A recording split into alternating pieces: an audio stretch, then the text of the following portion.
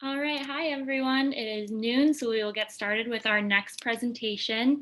I'm Erica. I'm a senior project manager at Accelerant. Thank you all so much for joining us for our second day of the Quarantine Virtual Insights Conference. Just before we get started, I wanted to go over our ground rules one more time. So just keep in mind that we're at the mercy of the technology. We might have some speed bumps here and there, but we'll always get back to you, so stay tuned if we run into any problems. Be respectful to each other and to our presenters in the chat, in the comments, questions. Just be respectful of each other. We're all adults here. And use this time to network and interact with one another. You can use our hashtag QVIC 2020 on LinkedIn and Twitter to connect with other attendees and the presenters as well. And please feel free to leave questions in the Q&A box because we will be going over those at the end of the presentation. And with that, I'd like to introduce our next speaker, Tanya Franklin. She's the Vice President of Digital Analytics, Client and Market Intelligence at LPL Financial. And she'll be talking to us today about research in the intelligence age, staying relevant in the artificial intelligence revolution. Sorry about that. And with that, Tanya, I will stop sharing my screen and hand it over to you. Thanks so much for joining us. Oh, thanks for having me. Are you able to hear me okay? Yes, we can hear you just fine. Okay, let me close and share.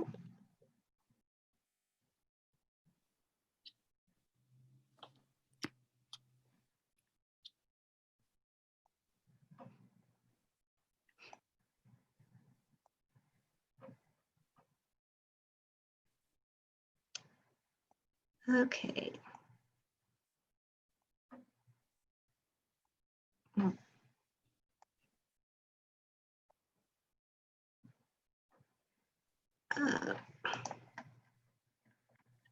Sorry, because I wasn't at the beginning of my presentation.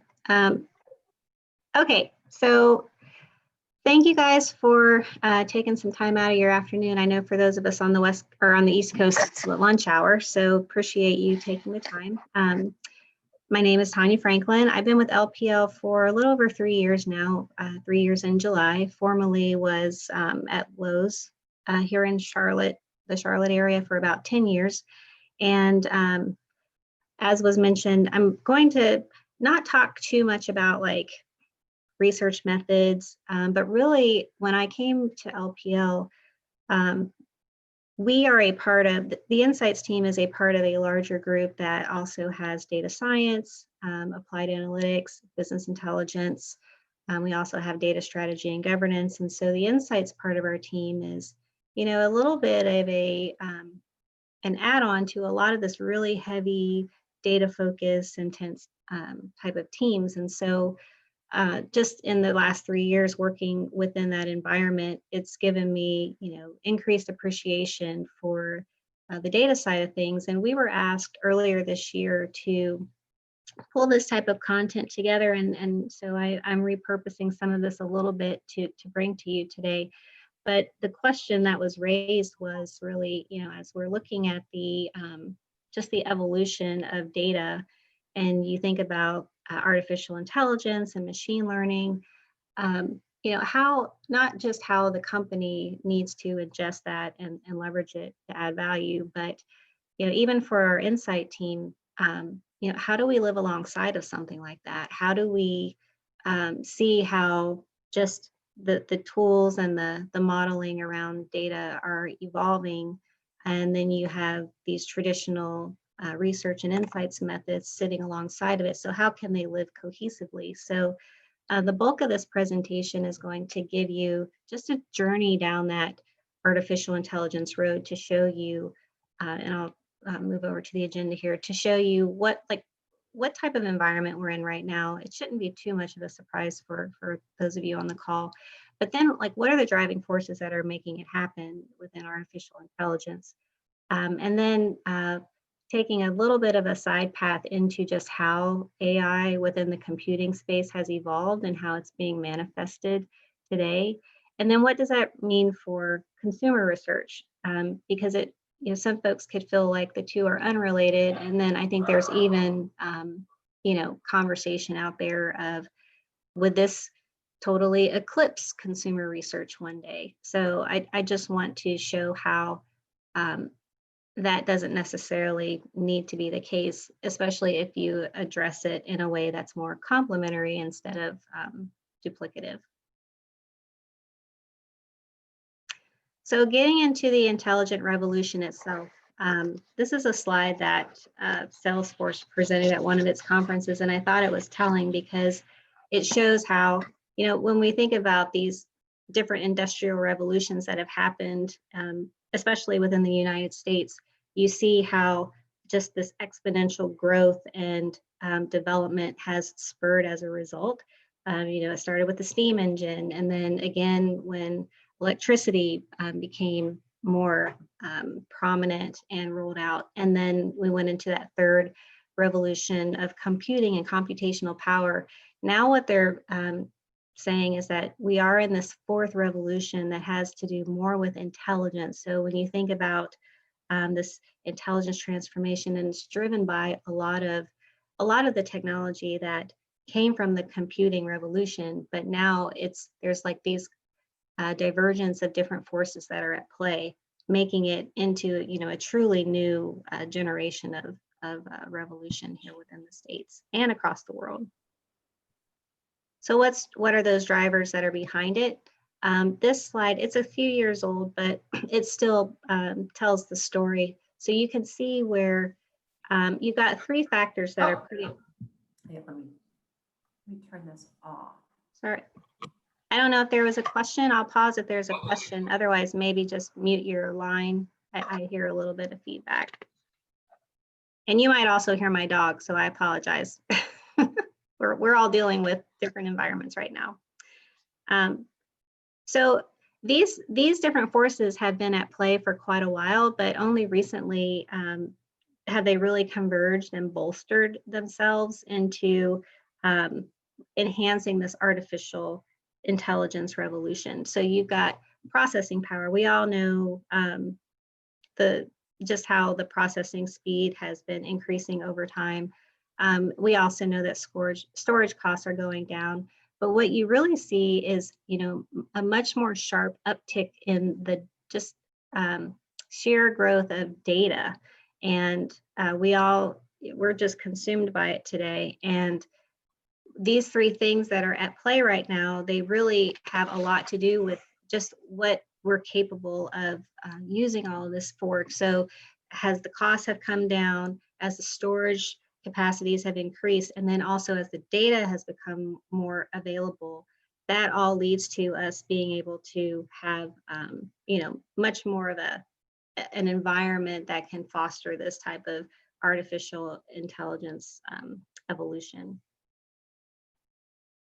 And with that, a big part of it, I think what I read was about 80% or over 80% of the data that is being produced today is unstructured data. So that's like written feedback and the pictures that we post and those types of things. And so when you think about it, there have been advancements in just research methods being able to capture and analyze that type of unstructured data.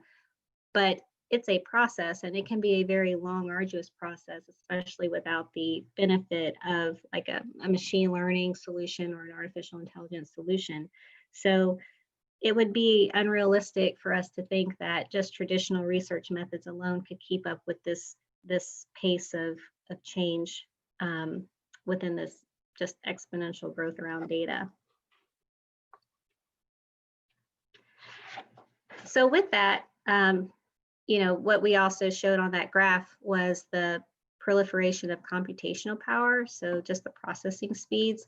And it's gone to a point now where it can basically mimic the brain. And not to get too deep into this, but they call these things neural nets. So these algorithms, and I don't pretend to be the expert, but it mimics how the brain and the neurons in the brain operate. And so what it can do is recognize the underlying relationships within a data set. And it's a process similar to how the brain would also recognize relationships. And so what they're saying is that the neural networks are able to adapt to really help generate the best possible result without necessarily having to tweak or change the output criteria. So there's a lot of, magic technical sauce that kind of happens in between that I'm not going to get into today. But especially in the financial and wealth management space, a lot of this is being applied to help with things like forecasting, fraud detection, risk assessments, even stock market price predictions. So the other thing too is that, I want you to kind of hang on to this term of human intelligence, because, while I'm talking about artificial intelligence, there's also this element of human intelligence that is sitting alongside of that. So what the artificial intelligence is doing is trying to mimic the human intelligence. And I think mimic is the key word here. So when we think about the types of technologies that can be produced as a result of this, there's a lot of disruptive technologies that are benefiting from AI and machine learning. And when you think about how traditional research has played a role in some of these things historically, it does make you wonder, will the historical approaches either be circumvented or replaced altogether, or is there going to be just like a really strong mandate to integrate these types of AI ML solutions within an insights learning environment?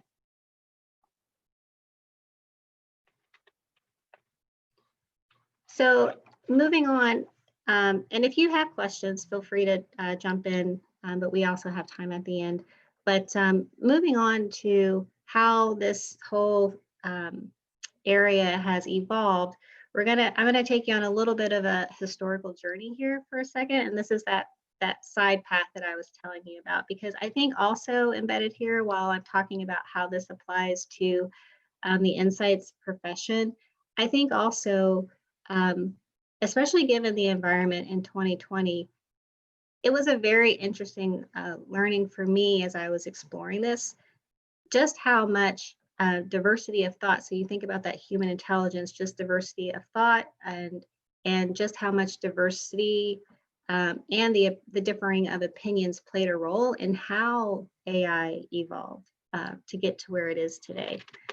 So when we go back to some of the very beginnings of what we see today, some of you may have heard of this person, Charles Babbage. So he was from England, and he was a mathematician. He also invented several different things. He was the first in the early 1800s to come up with like a mechanical way of calculation. So if you think about math calculations, being able to do that mechanically on a device versus just with the human brain. And so he created a couple different machines in order to develop this. He's being credited with conceiving like the first automatic digital computer. And he created something called the analytical engine. So this was like the ancestor of the digital computer that we use today. And I remember, not to age myself, but I remember in school, like learning like computer programming, how we learned about punch cards and things like that. But this shows you, like, even back in the early 1800s, Babbage had a design and a unique way of how he was envisioning how this analytic engine would work. And it was based on these punch cards. And so, long story short, he developed the idea and the schematics for how it would all work, but never really brought it all the way to fruition. A lot of folks sort of were skeptic at the time and felt like, just based on what he was doing, it was pretty much infeasible. And he stopped working on the engine in about the mid 1800s. But along the way, he befriended a woman by the name of Ada Lovelace. And she's been known as like the founder of computer programming. And really what happened is she took some of his early ideas and renderings for this analytic engine, and even some papers that were written on the topic, and progressed them to a state that they hadn't been up to that point. And so what she was able to do was to be able to figure out that it was more of a transition from calculation to computation, so that there would be an opportunity for these types of machines to do more than just add up numerical figures and to do mathematical calculations, that it could actually move more into this computation space. So it took, even though Babbage is credited with the invention and is known as like the father of the digital computer, it took this woman years later to really bring it to life, and she is more known as like the mother, I guess, of computer programming. Let's see. And then the last thing I was going to mention here, which is also like an interesting history lesson on how everything had come to the current state, is a fellow by the name of Alan Turing. He was also in England, and some of you may have heard of him already. I think his name might be a little more well known than Babbage or Ada, but he's known as the father of artificial intelligence. So where he first kind of came into his own was he had built a machine. So at the time, this was about during World War II, and there was this coding machine that the Germans had called the Enigma, and nobody could crack the code. And there were even movies and documentaries made about this and about Alan Turing. But so he was able to, along with other cryptographers, was able to come up with this machine to basically break the Enigma code. And it was estimated that as a result, they saved quite a number of lives during the war, and also were able to shorten the war by an estimated 2 years, just because they were cracking the codes. There's an interesting movie about this if you want to know more about it. But fast forward to getting back to the AI piece of it, after the war, he started focusing more on computing and artificial intelligence. So he came up with something that's known as the Turing Test. It's also known as the imitation game. So it's basically you have a person asking questions both to a computer and asking questions to a person, and that questioner is trying to determine if the answers are coming from a human or from a computer, and it tests the level of intelligence and basically the underlying premise was how well can a computer really function to the point where it's almost imitating a human being. And he had theorized that, by the 20th century, computers could probably be mistaken for humans up to 70% of the time. And I don't think we're anywhere close to that yet, but there had been some computers that do get pretty close. And like chatbots, I think a lot of chatbots, some of them are, getting a little bit closer, but nothing has really reached that higher level of really behaving and acting like a human. And part of the interesting thing too is like it's capturing dimensions of what I was referring to as that human intelligence, but it's not necessarily taking into account or substituting for that human level of consciousness and emotions and being able to be, much more reactionary. And this kind of gets into, like the continued importance of the human element of data and of research. So with the exponential growth and the accelerated pace of change, this is kind of interesting because, and this is more of that continued innovation uptick to where, they're saying that, well, this chart says that by 2023, they were estimating that just processing power of the computer will surpass the power of the human brain, and that we would eventually get to a point of what they call singularity, which I say is AKA the matrix, because they're basically saying that, it's a hypothetical point where the technology growth will just kind of take a life of its own and it'll become uncontrollable and you won't be able to reverse it. And that's what all of these dystopian type movies are based on, is like the computers and the AI taking on a life of their own, and really humans no longer having control over that computational power. I feel like that's, it's a ways off, and the fictional part of what we hear and see on the screen can make our minds wander a bit, but it is a very interesting thing to think about, though, just the sheer processing power, potentially eclipsing that of the human brain. So the manifestations, just quickly, there are definitely a lot of benefits, as we all know, and some of you within your own firms might be adopting a lot of machine learning techniques and AI, even within your insights practices, but definitely perhaps within your data science teams and your analytical teams. And we've seen some of this in news almost on a monthly, daily basis, where different industries, different companies are using AI to really revolutionize how they work and how they do business. So there's a lot of benefits, but I think also on the other side of things, there's also a lot of risk. And this is the stuff that usually makes more of the headlines than the benefits. So, and this is what strikes fear into the hearts of people, is that, how are we going to continue to harness AI and ML, especially if, we're saying that it might reach a point at where we can no longer control it. But what I want to talk about here is that while it presents a huge promise, we do have to be mindful about how we use it. And again, that's how this human intelligence really overlays over top of this, and why it can't just be a this or that type of way of thinking when you think about data and insights generation. So with the proliferation of data, you'll have the positive, you'll have the negative, but AI, the way that it works, it's kind of like your brain. So Turing, who I mentioned earlier, he said that, when you're born, it's almost like you have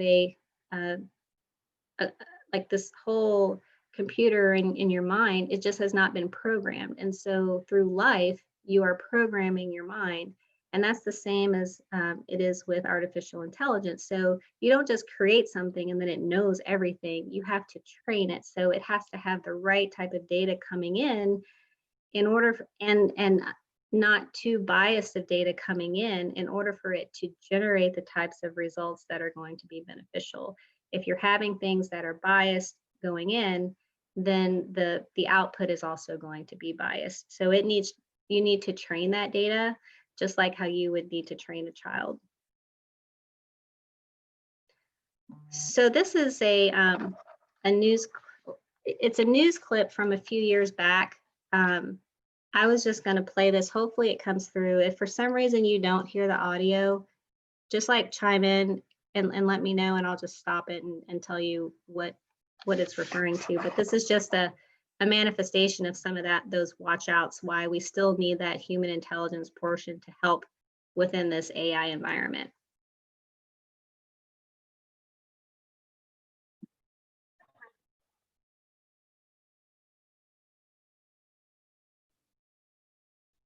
Hey, Tanya, we can't hear it. Okay. Sorry. Okay, can you hear me while it's playing? Yes. Mm-hmm. Okay, so I'll just talk over it. What they're showing here is basically a video that was created of President Obama, but it's not President Obama. They basically use technology to imitate Obama. So what you're seeing right here, it sounds like him, looks like him, but it's not him. And Jordan Peele, who is a director, is the person who is basically saying this, and they're making it look like Obama is saying it. And so this just shows you, it was getting more into like the idea of fake news. But when you think about it, it's the AI that is really powering the ability to do these types of things. And so it just shows you that, even when we're like in our environment, even if you are looking at social media or you're trying to understand what it is your clients or your customers are consuming, if there's things out here like this that are being created that are not authentic, you could actually be interpreting things very incorrectly. So it's just something to think about. Let me pause this. So this was an example of, they had this girl ripping up a shooting range bullseye, but they augmented it to look like she was ripping up the Constitution. And like that Jordan Peele snippet, they were showing President Obama like saying something about supporting terrorists. And so it's kind of scary, but at the same time, it just shows you that there's a level of oversight and a level of that human intervention that we still need to. We can't just take everything that's being fed in through social media, everything that's being fed in through what people are reading, what they're seeing as at face value, especially with some of the AI that's out there today.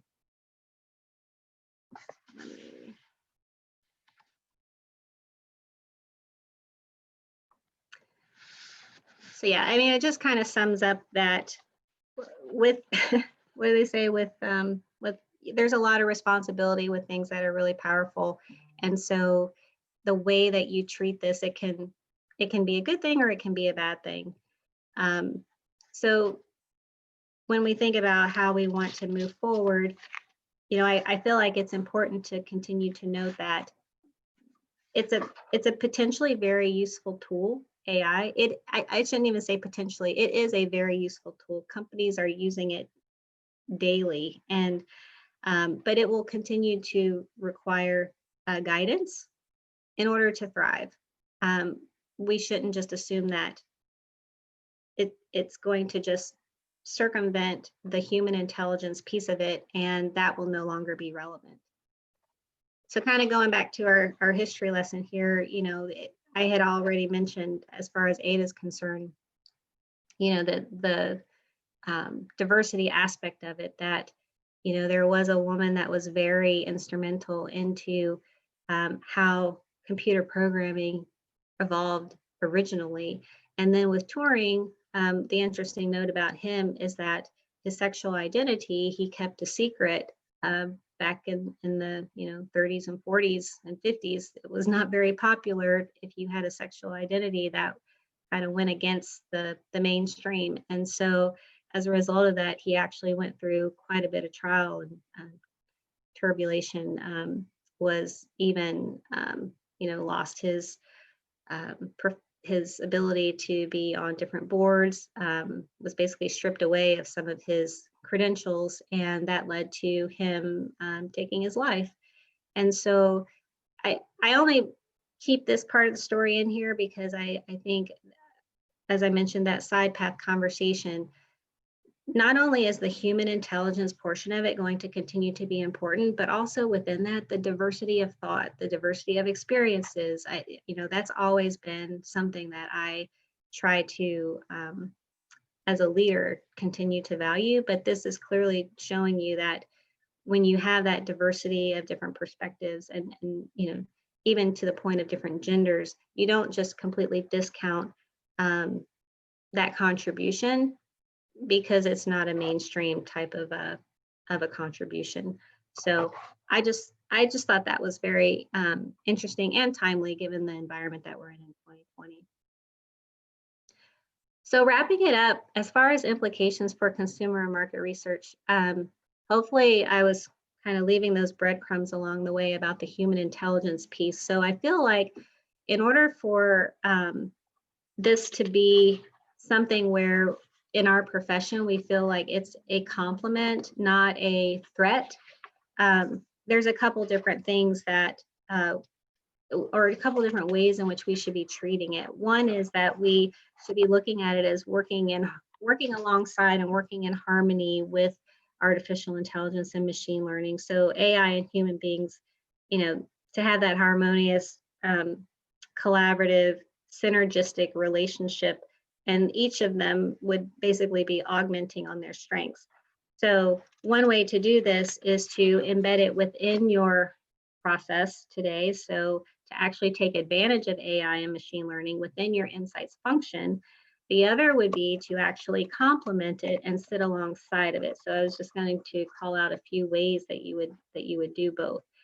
So this slide really speaks to more of that integration. So integrating AI within your insights practice to evolve how you work, how you deliver information, how you ingest data and deliver those outputs to your stakeholders. So, as we were seeing further up front in the deck, just the sheer amount of data, it would take the human brain and just laptop computational power way too long in order to deliver those types of timely insights on an ongoing basis. And so the benefit of integrating an AI solution is that the time or the speed to insight is so significantly reduced. You cut down on your need for the ability to have dedicated resources just combing through the data, and the computer can do it, exponentially faster. So it can help you to automate tasks to perform your job more effectively, to more quickly generate those insights.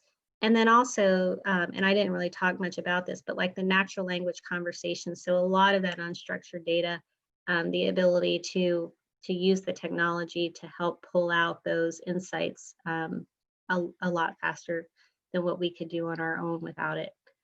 So the AI piece of this enables businesses to continually survey the market. So it's not necessarily, the point in time or the like the dedicated engagements that we typically do, but it's more of an ongoing constant stream and flow of information and insights that are coming in and out of that AI and ML solution. They're also, creating those insights in seconds, and it would take so much more time in order for us to do it without. So that's the one strategy and approach, is to actually integrate the AI into how you do your job and how you create and generate insights.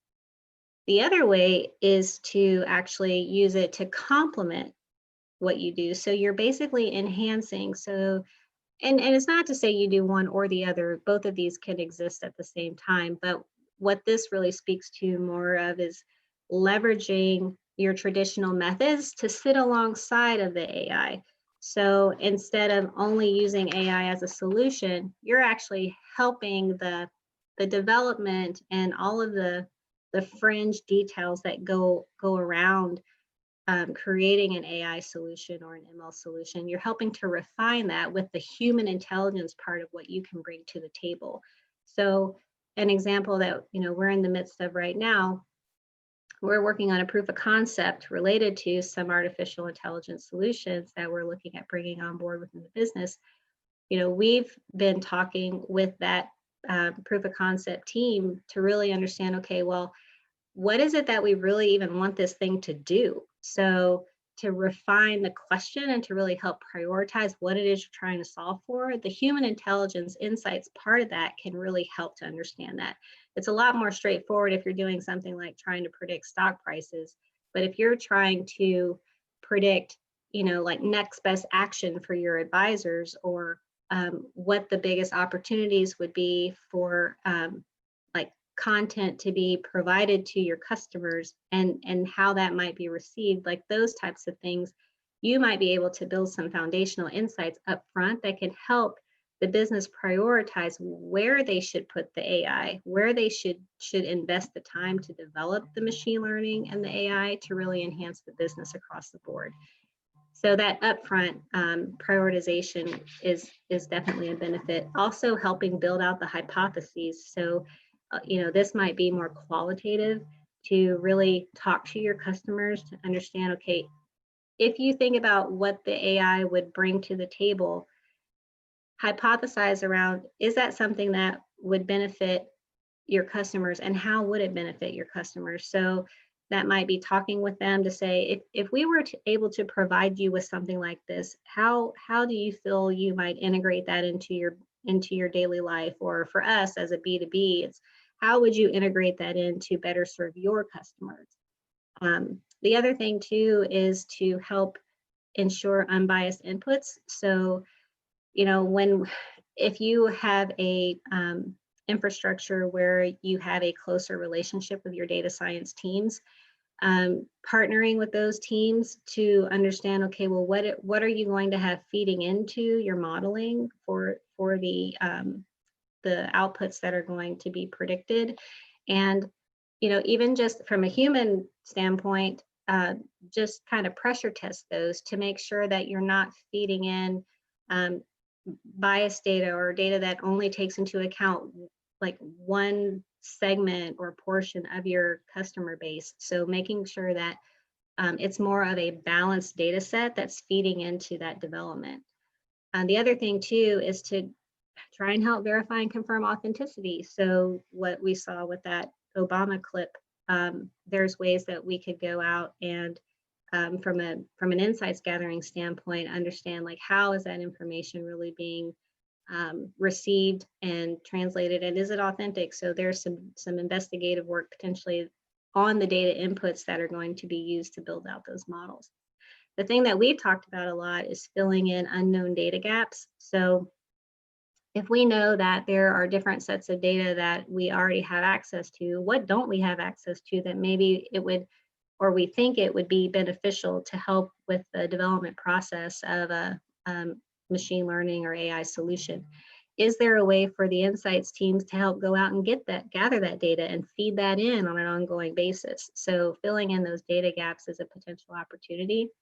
And then just ongoing contributions for future refinement. So once it's established and rolled out, how can you, talking with your data science teams and your stakeholder teams, how can you as an insights professional help to gather ongoing feedback to see how the contributions from the AI and ML solutions are being received? So that might require the model itself might be refining based on the data that's feeding into it, but how useful is it being received? And so you can have those types of feedback exercises and activities with the stakeholders who you're intending to influence. So, bottom line, the human intelligence piece of it does still have, even if you are only looking at integrating it into the methods that you're already using, it's still, the human intelligence side of insights gathering still has the power to generate additional insights that can live alongside of an AI or ML solution. And then, we shouldn't discount the fact that we have the ability as people, not as a machine, but as people, to still have that creativity to deal with these unforeseen obstacles or changes and really change course very quickly in a way that perhaps the AI modeling could not. So with that, I will close. Thank you for your time and thank you for listening. And I don't know if there are any questions. I'll stop sharing at this point, but if there are any questions, happy to try to answer. No questions come through yet, but we will give it a couple of minutes if anyone has any questions now that you've wrapped up. But thank you so much for sharing, Tanya. I certainly learned a lot. I think there's so much about AI that I just don't know at all. So I definitely learned a lot. And I do want to go back and watch that Obama clip. I'd never seen that before. It's just so crazy that AI can do that. Yeah.